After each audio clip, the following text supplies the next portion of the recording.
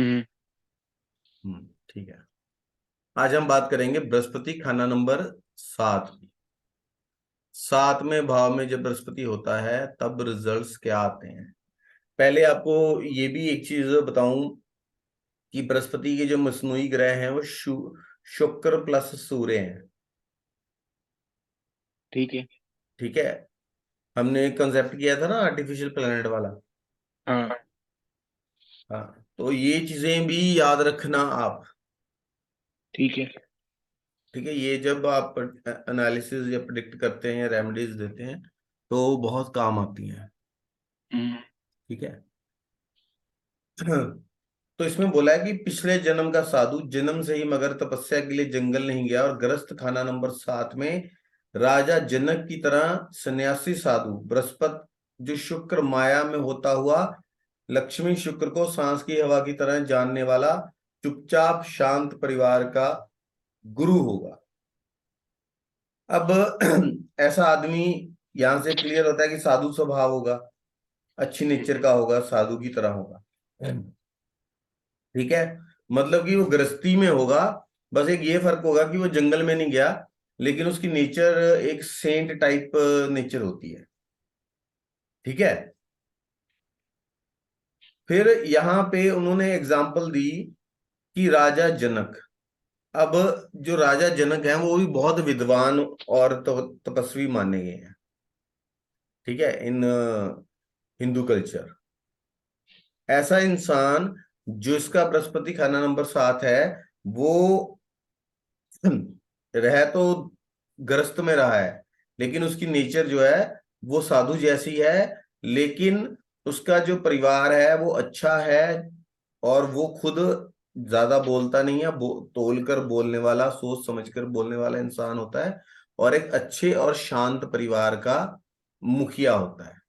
या वो मतलब उसका परिवार बहुत नोबल और अच्छी नेचर वाले लोग होते हैं उसके परिवार में, और उसको एक तवज्जो दी जाती है एक बड़े की तरह, अगर वो छोटा भी हो। ठीक है। अगर बृहस्पति खाना नंबर 7 अच्छी हालत में है, फिर उन्होंने बोला है पुरुष के टेवे की हालत में घर के कुत्ते से भी कम कीमत निर्धन साधु मगर स्त्री के टेवे में औलाद व धन किसी के लिए मंदा ना हो। अगर बृहस्पति खाना नंबर 7 में खराब है तो ऐसा इंसान जो होता है उसकी घर में कोई वैल्यू नहीं होती, नोबडी लिसन्स टू हिम।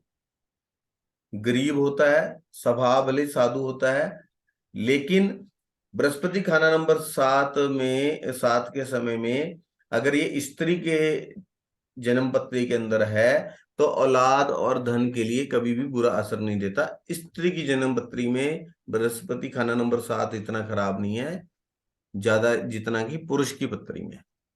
ठीक है।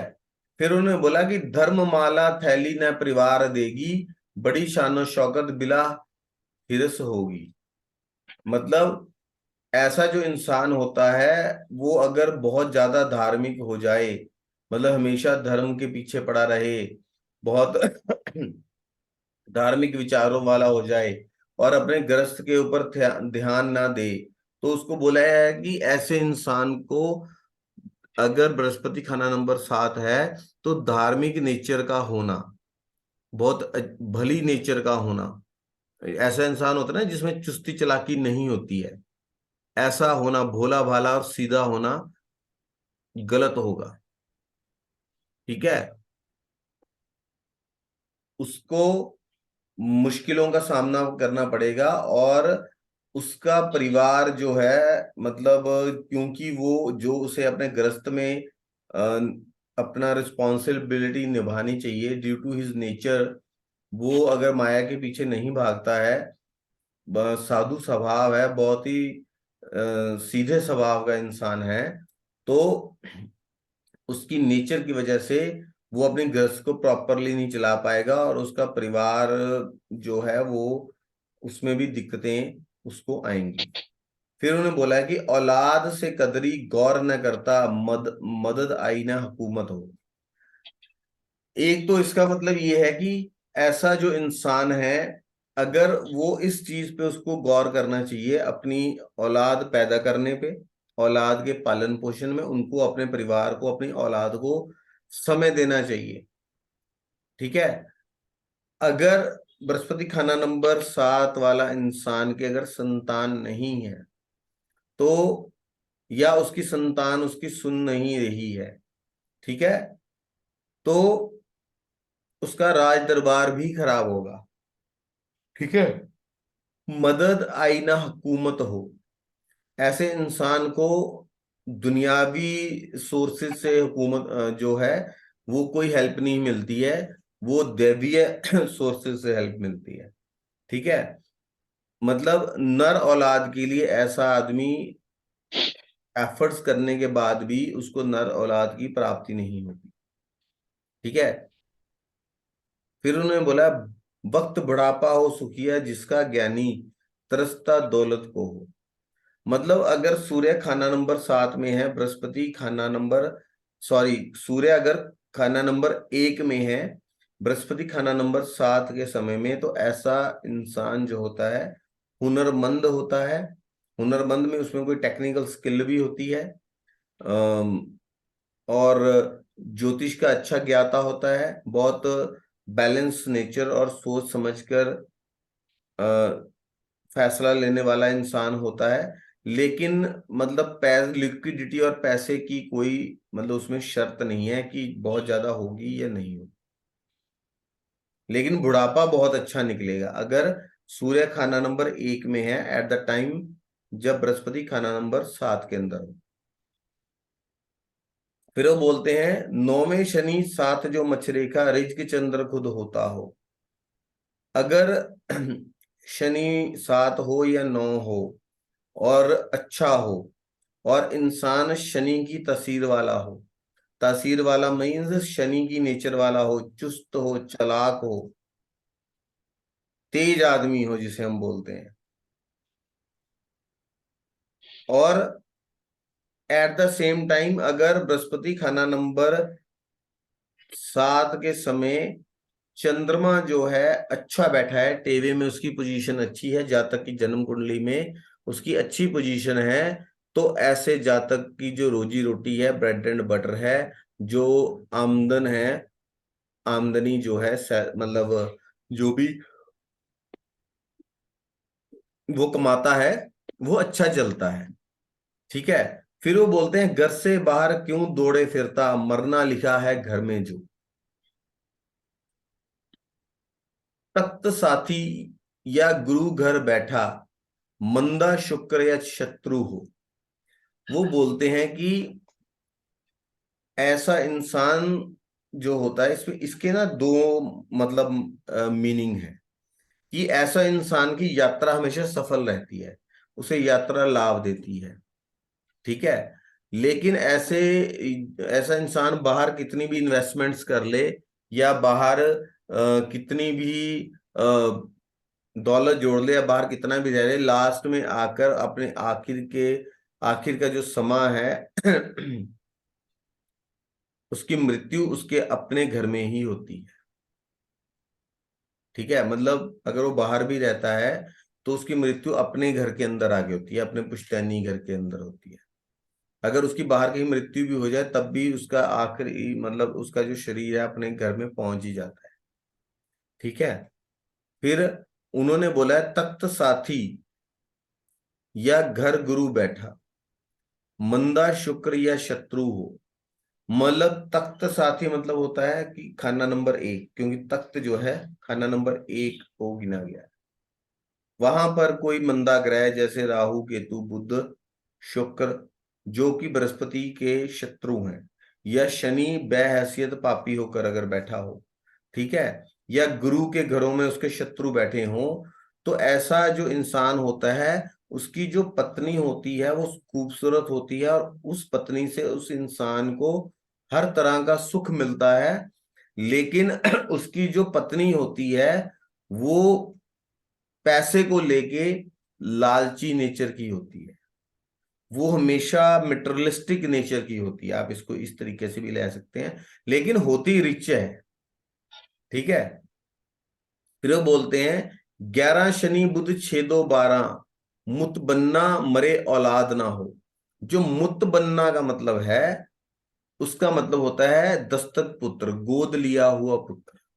अगर शनि 11 हो, बुध 6 2 और 12 के अंदर हो, इनमें से किसी घर में हो, तो ऐसे इंसान को औलाद का सुख नसीब नहीं होता। औलाद लाल किताब के अंदर नर संतान को माना गया है। तो वो कहने का मतलब ये है कि उसके या तो औलाद होगी नहीं या उसका सुख नसीब नहीं होगा। मतलब अगर उसके औलाद नहीं है, वो किसी को गोद भी ले लेता है, उसका भी उसको सुख नसीब नहीं होगा। ठीक है।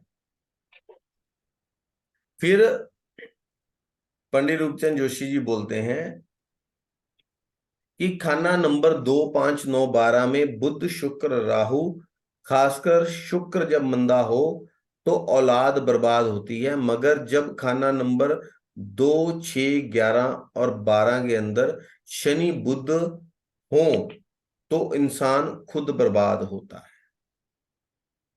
ठीक है। फिर खाना नंबर 7 के अंदर बृहस्पति की जो वस्तुएं गिनी गई हैं वो हैं पुस्तकें, मेंढक, आवारा साधु। देखिए, आवारा साधु मतलब साधु और आवारा, ये दोनों चीजें जो हैं एक दूसरे को कंप्लीमेंट नहीं करती हैं। ठीक है। मतलब ऐसा जो इंसान है वो साधु स्वभाव तो है, लेकिन वो बाहर घुमक्कड़ है। मतलब आवारा का मतलब होता है कि वो बिना मतलब के जो बाहर घूमता रहता है, हम उसे बोल देते हैं ना कि वो आवारा गर्दी कर रहा है।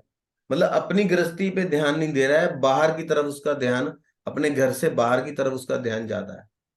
ठीक है। फिर बृहस्पति से संबंधित हैं, जो बृहस्पति के संबंधित संबंधी बताए गए हैं खाना नंबर 7 के समय, निर्धन परंतु ज्ञानी, दिल से बुरा। दिल से बुरा का अर्थ है कि ऐसा इंसान अपनी एज से पहले जो है मैच्योर हो जाता है थिंकिंग से। ठीक है। या जैसे एज उसकी 20 25 साल की है, उसमें से रोमांटिक होना चाहिए, एंथुसियास्टिक होना चाहिए, लेकिन वो एक 60 साल के पर्सन की तरह सोच रहा है। ठीक है। और दूसरा ऐसा इंसान ठंडे दिल का भी होता है, जो मतलब एक स्त्री और औरत में औरत के साथ या अपनी पत्नी के साथ जैसे उसके संबंधों में वार्मथनेस होनी चाहिए, वो नहीं होती है। वो मतलब ज्यादा रोमांटिक ना होके, मतलब एक उसमें ठंडापन होता है, तो उसको भी हम दिल से बुरा कह सकते हैं। ठीक है। फिर बृहस्पति से संबंधित, जब बृहस्पति खाना नंबर 7 के अंदर हो तो उससे संबंधित कारोबार हैं दूध दही के कारोबार या पुस्तकों की दुकान। ऐसे इंसान को अक्सर देखा गया है कि बुक्स पढ़ने का बहुत शौक भी होता है, वो बुक्स में बहुत इन्वेस्ट भी करता है, उसके बाद काफी बुक्स होती भी है। ठीक है।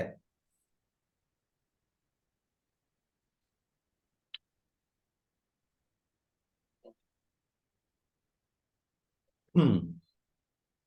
फिर उन्होंने बोला कि नेक हालत में, अगर अभी जो लाल किताब के अंदर हर चीज कविता के रूप में बोली गई है, उसको आगे हम इलेबोरेट करने की कोशिश कर रहे हैं।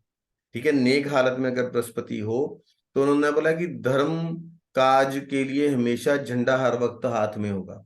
मतलब धर्म का कार्य करने के लिए ऐसा इंसान हमेशा तैयार रहता है। ठीक है। और उसकी अपनी किस्मत का जो फैसला होता है, वो बजरिया नफसानी ताकत और जात से बढ़ता है। अब ऐसा इंसान, कहने का मतलब ये है कि एक तो औरत से उसका भाग्य बढ़ता है, औरत से उसको फायदा होता है, उसकी अपनी किस्मत तब चमकती है अगर ऐसा इंसान मिटरलिस्टिक हो, भोग विलास की सामग्री को एकत्रित करने वाला हो, वर्ल्डली प्लेजर्स को भोगने वाला हो। ठीक है। ऐसा अगर इंसान है तो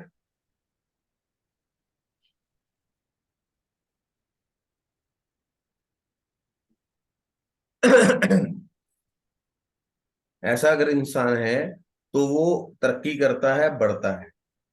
मतलब ऐसा इंसान अगर बहुत ज्यादा धार्मिक विचारों का है, या हम इसको अगर कंप्लीटली धार्मिक लेके ना अगर ऐसे भी समझें कि अगर ऐसा इंसान सीधी सादी नेचर का है, ठीक है, चुस्ती और चालाकी उसमें नहीं है, वो भोग विलास के पीछे नहीं है, अगर ऐसे इंसान की जो प्रवृत्ति ऐसी है कि उसका जो थिंकिंग प्रोसेस है वो भोगी विलासी ना होकर जो है एक नोबल नेचर का होना, अगर ऐसा इंसान ऐसा होता है तो वो इतनी तरक्की नहीं कर पाता।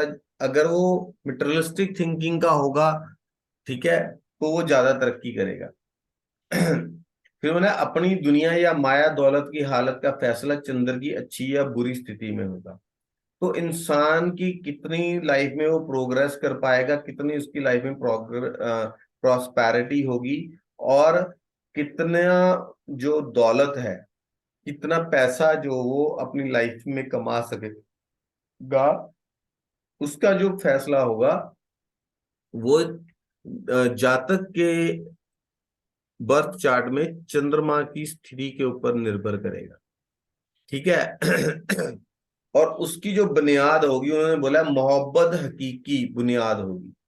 अब यहाँ पे हमने पहले डिस्कस किया कि ऐसा इंसान मटेरियलिस्टिक हो, ठीक है। फिर हम बोल रहे हैं कि औरत से उसकी, औरत जात से बढ़ेगा, मतलब अपनी औरत से उसकी तरक्की होगी, लेकिन वो तब होगी अगर ऐसा इंसान अपने किरदार से न गिरे, वफादार हो, वन वुमेन मैन वाली जो स्थिति होती है, ठीक है। सच्ची मोहब्बत बुनियाद होगी, मतलब अगर वो अपने घर परिवार में अपनी लाइफ पार्टनर के साथ लॉयल होगा, सच्चा प्यार करने वाला होगा, तो वो उसकी तरक्की की जो है वो बेस बनेगा, ठीक है, बुनियाद वो होगी, ठीक है। फिर वो बोलता है कि प्रदेश की जायदादों की तरफ ऐसा इंसान भागता है, मतलब वो बहुत बाहर जैसे अपने ऐसा इंसान एक तो काफी घूमने फिरने वाला और सफर करने वाला बहुत होता है, बहुत ट्रैवलिंग करता है, ठीक है। वो पंडित जी उसमें बोलते हैं कि तुम इतनी ट्रैवलिंग करते हो जब आखिरी वक्त में अपने घर घाट पर आकर ही मरना है, ठीक है। मतलब ऐसे इंसान के जो मृत्यु है वो अपने पुश्तैनी घर में ही होती है, या जिस जगह जिस घर पे में वो रह रहा होता है, अपनी होम टाउन में, चाहे वो दुनिया के किसी भी कोने में कहीं भी कोई भी व्यापार कर रहा है, कुछ भी कर रहा है, किसी भी वजह से गया हुआ है, ठीक है। और ऐसे इंसान को ट्रैवलिंग हमेशा शुभ रहती है, जब भी वो ट्रैवल करता है वो उसको अच्छे रिजल्ट्स देखने को मिलते हैं, ठीक है। ऐसे इंसान ट्रैवल करता भी बहुत है और ट्रैवलिंग से उसको फायदा भी बहुत होता है, ठीक है। तो फिर आगे होते बोलते हैं कि धर्म कार्य में सबसे पहले हाजिर कामयाब मुसाफिर मददगार हस्ती होगी, मगर खुद अपनी गृहस्थी हालत के लिए 34 साल जो उम्र तक दुनियावी आराम, माया दौलत व औलाद नरीना के ताल्लुक आग लगी हुई के परेशानी में घूमता होगा। अगर बृहस्पति नेक स्थिति में है, बेनिफिक स्थिति में है, अच्छे रिजल्ट्स दे रहा है नेटिव को जो है, तो ऐसा नेटिव जो होगा धार्मिक कार्य संपन्न करने के लिए अपना योगदान सबसे पहले देने वाला होगा, ठीक है। एक कामयाब मुसाफिर होगा, एक सक्सेसफुल ट्रैवलर होगा, ट्रैवलिंग से उसे हमेशा फायदा होगा, और ट्रैवलिंग करना उसे अच्छा भी रहेगा। मददगार हस्ती होगा, उसकी जो पर्सनालिटी है हमेशा दूसरों को हेल्प करने वाली होगी, वो दूसरों को हेल्प करेगा, लेकिन उसकी खुद की जो गृहस्थी की हालत 34 साल की उम्र तक जो है वो संघर्षमय रहेगी, या लिक्विडिटी के लिए 34 साल की एज तक उसको संघर्ष करना पड़ेगा, और नर औलाद की प्राप्ति के लिए वो 34 साल की एज तक जो है परेशान रहेगा, परेशान घूमेगा, मतलब कभी मेडिकल ट्राई कर रहा है या कुछ भी वो कर रहा है। तो ऐसे हालात में एक ये चीज भी सामने हमारे आती है कि ऐसा जो इंसान होगा उसको संतान जो है विलंब से होगी, देरी से होगी। विलंब जल्दी नहीं होगी, 34 के बाद होगी। ठीक है। फिर उन्होंने बोला है कि 34 साल उम्र में बढ़ बहुत देर हो जाए तो आखिरी हद 45 साल उम्र तक में लड़का हो जाएगा। अगर बृहस्पति नेक हालत में है तब भी संतान डिले तो करेगा ही होगा। ज्यादा से ज्यादा मतलब 34 से लेके 45 साल उम्र तक उसकी संतान के लिए डिले करना पड़ सकता है। लेकिन लेट होने के बावजूद उसको जो संतान होगी, जो संतान प्राप्त होगी, मतलब नर्स संतान प्राप्त होगी, पुत्र संतान की अगर प्राप्ति होती है तो वह उसके जन्म से लेके आगे पीछे के सारे हिसाब किताब बराबर कर देगा। और वो इतनी तरक्की कर जाएगा जितनी मतलब उसको अब तक कर लेनी चाहिए थी। ठीक है। मतलब जो भी कमी पेशी रह रही होगी उसकी तरक्की में वो सब हो जाएगी। मतलब कि एक भाग्यशाली पुत्र संतान की प्राप्ति होगी। और जिसकी प्राप्ति के बाद वो इंसान बहुत ज्यादा तरक्की करेगा, प्रोस्पेरिटी करे आ जाएगी उसकी जिंदगी में, बहुत ज्यादा प्रोग्रेस कर लेगा। ऐसा इंसान अपने आखिरी वक्त में अगर बृहस्पति खाना नंबर 7 अच्छी हालत में है, कभी भी कर्जा छोड़कर, लोन छोड़कर नहीं मरेगा, ना ही वो ला बे औलाद मरेगा। ठीक है। फिर उन्होंने बोला है, ये बात काफी इंपॉर्टेंट है, मत्स्य रेखा पड़े परिवार और दौलत भंडारे बशर्ते कि वह शनि की तबीयत, चालाकी वगैरह का मालिक हो। जब बृहस्पति खाना नंबर 7 में होता है तो ऐसे इंसान को ये बोला गया है कि आप अपना सीधी सादी नेचर वाले ना रहिए, आप चुस्त और चालाक रहिए, प्रैक्टिकल रहिए। ठीक है। जितना वो प्रैक्टिकल होगा, अपना फायदा सोचने वाला होगा, शनि की तरह चुस्ती और चालाकी उसके अंदर होगी, उतना ही वो इंसान परिवार से और पैसे से तरक्की करेगा, रिच हो जाएगा, अमीर हो जाएगा। फिर वो बोलते हैं जब, कब ऐसा कब होगा, जब शनि खाना नंबर 9 में हो या 7 में हो। ठीक है।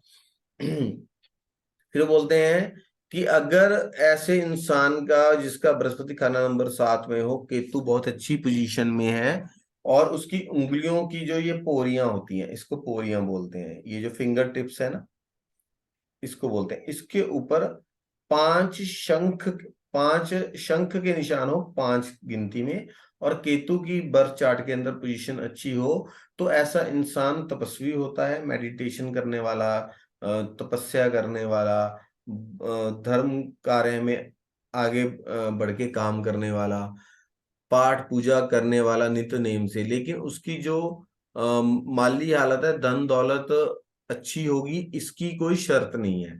मतलब यहाँ कहा जा रहा है कि वो रिच होगा या नहीं होगा, इसके बारे में कुछ नहीं कहा जा रहा। केतु की पोजीशन अगर अच्छी होगी तो ऐसा इंसान धार्मिक प्रवृत्ति का होगा। ठीक है। अगर बुध की पोजीशन अच्छी है टेवे के अंदर, बृहस्पति खाना नंबर 7 के समय, तो ऐसा इंसान दोनों जहां का मालिक, मतलब कि दोनों जहां अच्छा असर होगा और उत्तम होगा। मतलब कि वो इंसान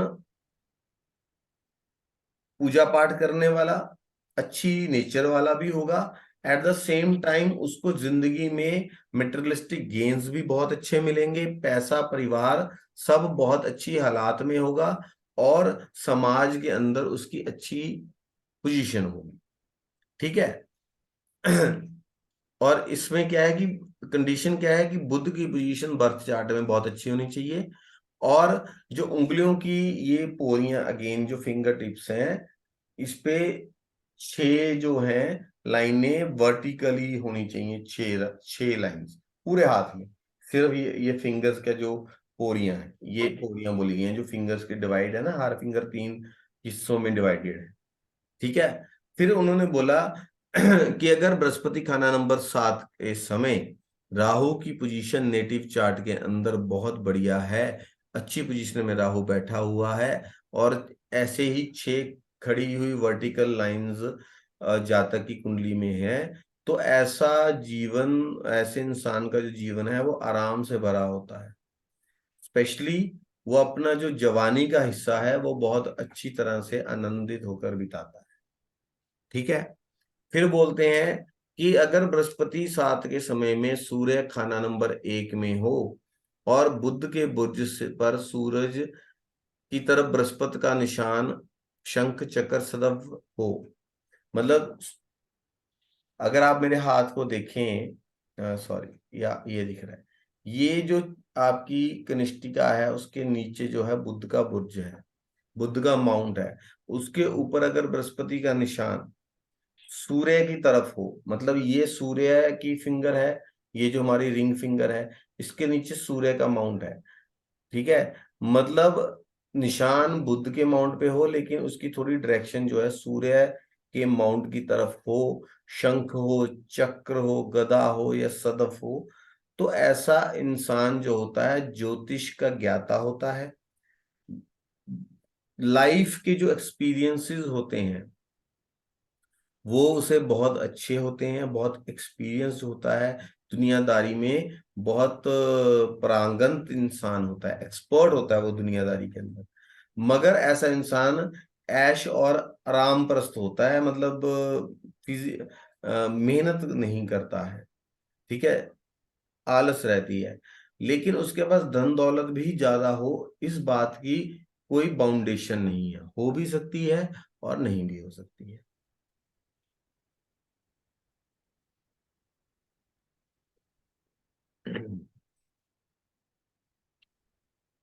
फिर उन्होंने बोला है कि अगर किसी इंसान के खाना नंबर 1, 2, 5, 9 और 12, मतलब जिन खाने, जो खाने बृहस्पति के पक्के घर हैं, उसमें सूर्य, चंद्र, मंगल, इनमें से कोई भी ग्रह अगर बैठा हो तो उसके बुजुर्ग बहुत ही शान और शौकत, बढ़िया पैसे वाले, शाही इंसान, और उनके बहुत ठाट बाट होते हैं, समाज के अंदर उनका बहुत अच्छा रुतबा होता है। लेकिन वो खुद इतना धन कमा पाएगा इसकी कोई शर्त नहीं होती।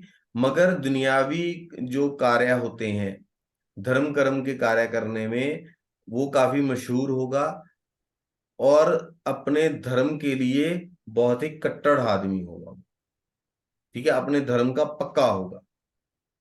ठीक है।